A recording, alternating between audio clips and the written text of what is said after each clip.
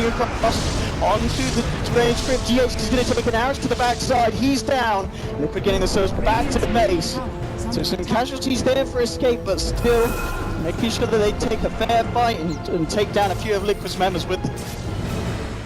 Yeah, not the racks were perhaps expecting, given that Escape had the numbers advantage going into that high ground push. It was just a great ballsy hold from Martu on the front lines with the help of the Invoker, just bursting down the Sand King at the start. Yes, he respawns and he gets off the nice Echo Slam, and Liquid still fighting and keeping themselves alive in this one. And every kind of successful fight is more items and farm for the Wraith King. The Invoker is level 19 now, getting closer and closer to that wonderful around the world deafening blast. And this is not an Escape draft, which is going to scale amazingly well into the late game. Lone Druid's going kind of all in for the push, the auras with the Vlads and the AC, and just not a hero that scales that well past 45-50 minutes in general by itself. Era's can theoretically scale better than the Lone Druid, but he's not as farmed as the Lone Druid, so they've been giving much more farm to Era instead, and this is definitely a concern for the side of Escape that they haven't been able to get that second lane of racks while they have the Aegis.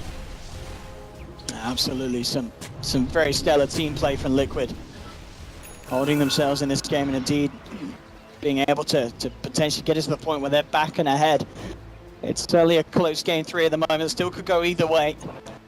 Exactly the kind of matchup and skill level and caliber of Dota that we'd hope to see here in the grand finals from both teams being displayed. Rotation towards mid, but like they were just trying to scout up behind the Wraith King. That arrow did give them a lot of info. Yeah, that vision. Definitely handy. Main problem going into that fight was that Yapso had lost his gem. It was actually the Wraith King holding onto it throughout, and losing the detection and giving it to Martu meant this Moonlight Shadow is not going to be as effective. It means he's just not being kited as much. Pass it over the Void now, but that's a tough loss for Escape at this stage of the game when they're trying to push high ground and maintain map control. You've taken one lane of racks, you're trying to keep all the lanes pushed out. You want to have the vision advantage as well to give you full control over that Radiant side of the map.